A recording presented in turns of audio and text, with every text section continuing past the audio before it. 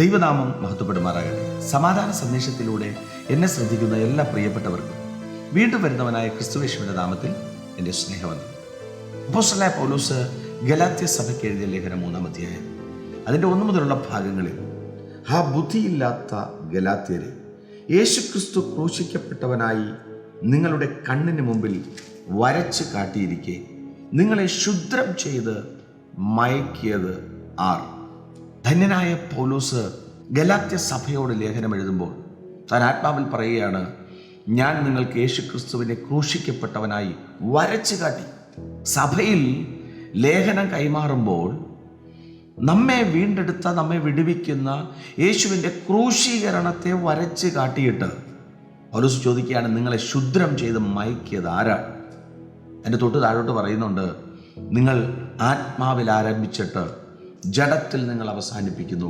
വാസ്തവത്തിൽ ഇത് പറയാനുള്ള കാരണം, യേശുവിനെ ഒരു കാലഘട്ടത്തിൽ അവരറിഞ്ഞു, അവർക്ക് നന്നായിട്ട് മനസ്സിലായി, അവരുടെ പാപത്തിന് പരിഹാരമായിട്ടാണ് കർത്താവ് ക്രൂശിക്കപ്പെട്ടതെന്നൊക്കെ അവർക്ക് ഗ്രഹിക്കാൻ കഴിഞ്ഞു. പക്ഷെ കാലഘട്ടങ്ങൾ കഴിഞ്ഞപ്പോൾ മറ്റൊരു ഉപദേശം സഭയ്ക്കകത്തോട്ട് കയറി. വിശ്വാസത്തിൻ്റെയും പ്രവൃത്തിയുടെയും 2 ഘട്ടങ്ങളിലായിട്ട് ഗലാത്യ സഭയിൽ ഉപദേശം കയറി വന്നപ്പോൾ പൗലോസ് ചോദിക്കുകയാണ്, ക്രിസ്തുവിനെ വരച്ച് കാട്ടിയിട്ട് നിങ്ങളെ ക്ഷുദ്രം ചെയ്തതാരാണ്? എന്നെ കേൾക്കുന്ന പ്രിയരെ, നമുക്കൊക്കെ യേശു ക്രിസ്തുവിനെ നന്നായിട്ട് അറിയാം.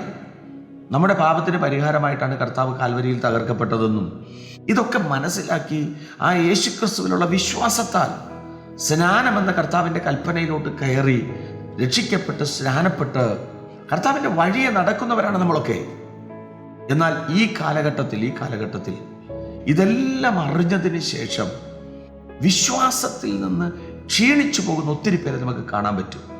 ക്രിസ്തു നമുക്ക് വേണ്ടി ക്രൂശിക്കപ്പെട്ടു എന്നറിഞ്ഞിട്ടും ആ സത്യസുവിശേഷം അകത്ത് കിടന്നിട്ടും ജീവിതത്തിൻ്റെ ചില സാഹചര്യങ്ങൾ വരുമ്പോൾ, ചില പ്രയാസങ്ങൾ വരുമ്പോൾ കർത്താവിനെ മാറ്റി നിർത്തിയിട്ട്, വിശ്വാസത്തെ മാറ്റി നിർത്തിയിട്ട് വിശ്വാസത്തിൽ ക്ഷീണിച്ച് തകർന്നു പോകുന്ന ഒത്തിരി പേരെ കാണാൻ പറ്റും. അവരോടാണ് ആത്മാവ് ചോദിക്കുന്നത്, നിങ്ങൾക്ക് ക്രിസ്തുവിനെ വരച്ച് കാട്ടിയിട്ട് നിങ്ങളെ ക്ഷുദ്രം ചെയ്തത് ആരാണ്? തത്വജ്ഞാനങ്ങളും കള്ളവും വഞ്ചനയൊക്കെ നമ്മുടെ ഈ കാലഘട്ടത്തിൽ കർത്താവിന് വിരോധമായിട്ട് വ്യക്തികൾ സംസാരിക്കുമ്പോൾ, എന്നെ കേൾക്കുന്ന പ്രിയരെ, നിങ്ങൾ അറിഞ്ഞ വിശ്വാസം, നിങ്ങൾ അറിഞ്ഞ സത്യം, കർത്താവിൻ്റെ കാൽവരിയിൽ, കർത്താവിൻ്റെ ക്രൂശീകരണത്തിൽ വിശ്വസിച്ചാണ് ഈ സുവിശേഷത്തിനകത്തോട് നിങ്ങൾ കയറിയതെങ്കിൽ, ജീവിതത്തിൻ്റെ ചില പ്രതികൂലങ്ങൾ വരുമ്പോൾ മറ്റുള്ളവരിൽ നിന്ന് പറയുന്ന വാക്കുകൾ കേട്ടിട്ട്, നീ അങ്ങനെ ചെയ്തിരുന്നെങ്കിൽ നിനക്ക് ഇങ്ങനെ സംഭവിക്കില്ലായിരുന്നു എന്ന് പറഞ്ഞ് ചില വാക്കുകൾ കൊണ്ട് വിശ്വാസത്തിൽ നിന്ന് പോലും ക്ഷീണിച്ചു പോകുന്ന ഒത്തിരി പേരെ കാണാൻ പറ്റും. പ്രിയരെ, ദൈവവചനം പറയുകയാണ്, നിങ്ങൾക്ക് നിങ്ങളുടെ മുമ്പിൽ വരച്ച് കാട്ടിയിരിക്കുന്ന ക്രിസ്തു നിങ്ങൾ ആത്മാവിൽ വിശ്വസിച്ചെങ്കിൽ നിങ്ങളെ വിളിച്ച ദൈവം അന്ത്യം വരെ നിങ്ങളെ കൊണ്ടുപോകാൻ, സൂക്ഷിക്കാൻ, ആ യാത്രയിൽ ഒരുപാട് പ്രയാസങ്ങളൊക്കെ വരും, ബുദ്ധിമുട്ടുകളൊക്കെ വരും. അപ്പോൾ നമ്മുടെ ചിന്തയിൽ വരുന്നതാണ്, ഞാൻ അങ്ങനെ പ്രവർത്തിച്ചിരുന്നെങ്കിൽ, അങ്ങനെ പ്രവർത്തിക്കണം എന്നുണ്ടായിരുന്നെങ്കിൽ ദൈവം നിശ്ചയമായിട്ട് നിങ്ങളെ കൊണ്ട് അങ്ങനെ പ്രവർത്തിക്കുമായിരുന്നു. വിശ്വസിക്ക്, ഈ കർത്താവിനെ ആഴത്തിൽ വിശ്വസിക്ക്, ഈ കർത്താവിനെ മനസ്സിലാക്കുക, കർത്താവിനെ ഹൃദയത്തിനകത്ത് ഉൾനട്ട വചനത്തിനകത്ത് നിലനിൽക്കുക, വിശ്വാസത്തിൽ സഞ്ചരിക്കുക, വിളിച്ച ദൈവം വിശ്വസ്തനെ എണ്ണി സഞ്ചരിക്കുക.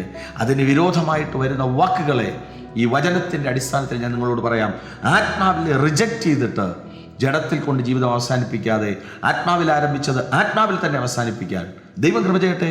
വിശ്വസിക്കുക, പ്രാർത്ഥിക്കുക. ദൈവം വിശ്വസ്തൻ. God bless U.